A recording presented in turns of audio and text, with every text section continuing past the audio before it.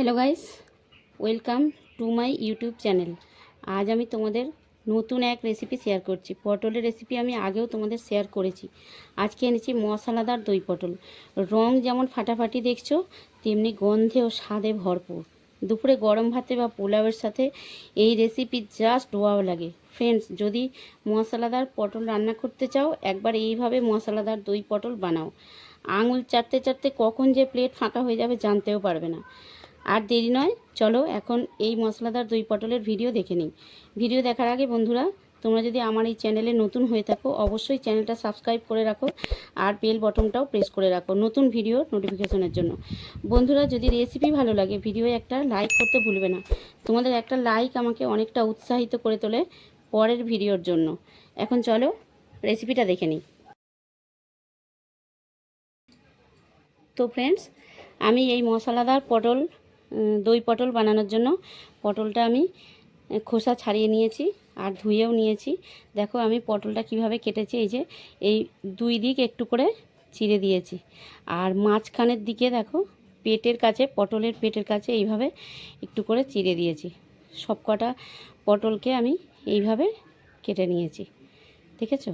এই যে সবকটা পটলকে, যাতে মশলা খুব ভালো করে ভেতরে যায় আর সিদ্ধ হয়, সেই জন্য এইভাবে আমি পটলটা কেটে নিয়েছি। আর এখন আমি যেটা করছি দেখো, এই যে একটু কাজু বাদাম নিয়েছি, জল দিয়ে ভিজিয়েও দিয়েছি। 10 মিনিট ভিজিয়ে রেখেছিলাম কাজুটা। তো আমি এখন এই কাজুটা মিক্সার জারে দিয়ে দিচ্ছি বাটার জন্য। আর দিয়ে দিচ্ছি এখানে আমি নিয়েছি 1 ইঞ্চি পরিমাণ আদা আর কয়েকটা রসুনের কোয়া।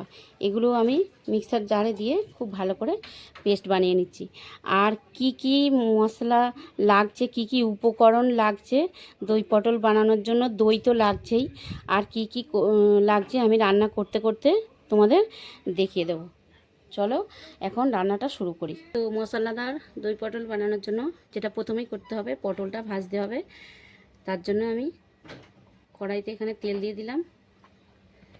আর ওই তেলের মধ্যে দেখো আমি হাফ চামচ চিনি দিয়ে দিচ্ছি ওই গরম তেলে। এখন আমি পটলটা দিয়ে দিচ্ছি। তো পটলটা খুব ভালো করে ভাজতে হবে। তো দেখো পটলটা আমি এরকমভাবে ভেজে নিয়েছি। তোমরাও এইভাবে ভেজে নেবে পটলটা। আর ভাজার দরকার নেই। এখন আমি একটা জায়গায় পটলটা তুলে নিচ্ছি। সব পটলগুলো আমি তুলে নিয়েছি। এখন ওই গরম তেলের মধ্যে আমি দিয়ে দিচ্ছি 2টো এলাচ, আর দিয়ে দিচ্ছি একটু দারচিনি, আর দিয়ে দিচ্ছি অল্প একটু জয়ত্রী ফুল।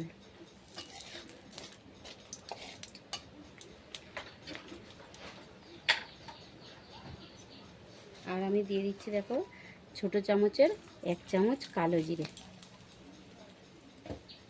আর ওই সঙ্গে দিয়ে দিচ্ছি দেখো আমি এখানে কয়েকটা কাঁচা পাকা লঙ্কা পিস পিস করে কেটে রেখেছিলাম ঝালের জন্য, এগুলো দিয়ে দিচ্ছি। হালকা হাতে একটু নাড়াচাড়া করে নেওয়ার পরে এখন দিয়ে দিচ্ছি আমি যে আদা রসুন আর কাজু পেস্ট করেছিলাম, ওই পেস্ট মশলাটা আমি দিয়ে দিচ্ছি।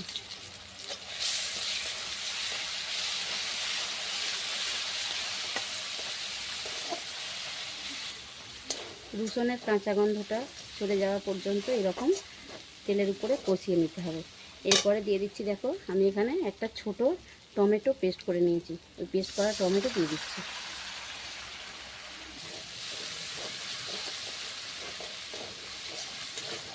দেখো যখন তেল ছেড়ে যাচ্ছে, এইরকম যখন কালার হয়েছে, তখন আমি দিয়ে দিচ্ছি এখানে গুঁড়ো হলুদ। এখানে 4 চামচের 1 চামচ আছে। এখানে রেড চিলি পাউডার আছে রঙের জন্য। আর এখানে আছে ধনে গুঁড়ো, এখানে 4 চামচের 1 চামচ আছে। এই গুঁড়ো মশলা সব দিয়ে দিলাম। আর ওই সঙ্গে আমি দিয়ে দিচ্ছি অল্প একটু জল।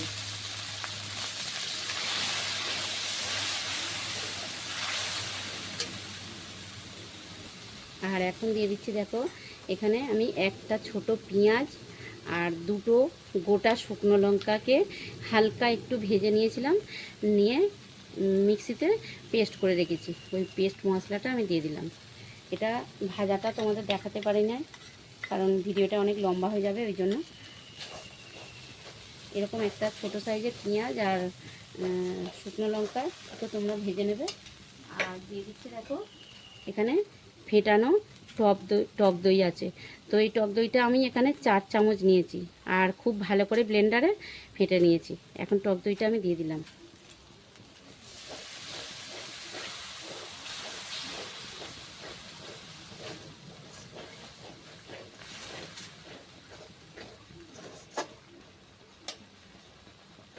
দেখো মশলা যখন এইরকম কষানো হয়ে গেছে, আমি এই পর্যায়ে দিয়ে দিচ্ছি স্বাদ মতো লবণ।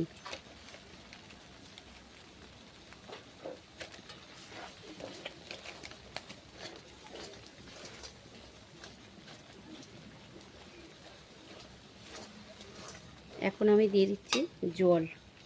তো আমি যে বাটিতে টক দই ফেটেছিলাম ওই বাটিটা ধুয়ে আমি জল দিয়ে দিচ্ছি।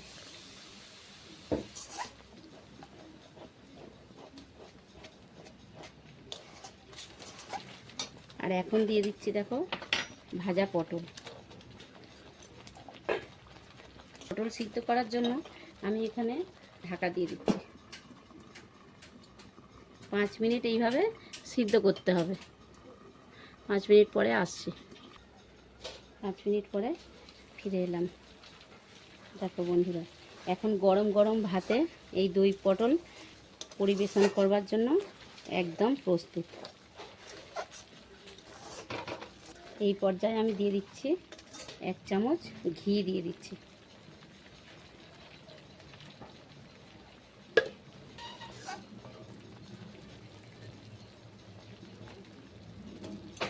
দই পটলের রেসিপি একদম কমপ্লিট। বন্ধুরা, ভিডিও পুরো দেখার জন্য অসংখ্য ধন্যবাদ।